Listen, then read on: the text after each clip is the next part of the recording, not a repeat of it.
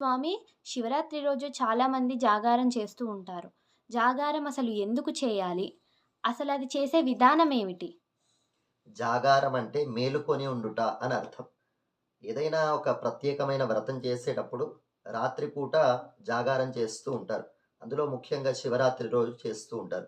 అంటే రాత్రిపూట మేలుకొని ఉండడము అంటే కేవలం మేలుకొని ఉండి పనికిరాని మాటలు మాట్లాడుతూ ఉండడం అని అర్థం కాదు.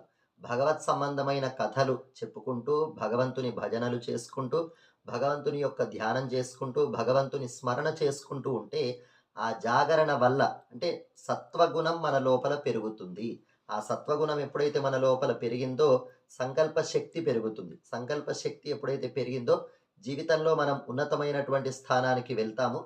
ధార్మికమైనటువంటి పనులు చేయగలిగినటువంటి అద్భుతమైనటువంటి శక్తి మనకి కలుగుతుంది. ఆనందము, ఆరోగ్యము, ఐశ్వర్యము అన్నీ సిద్ధిస్తాయి.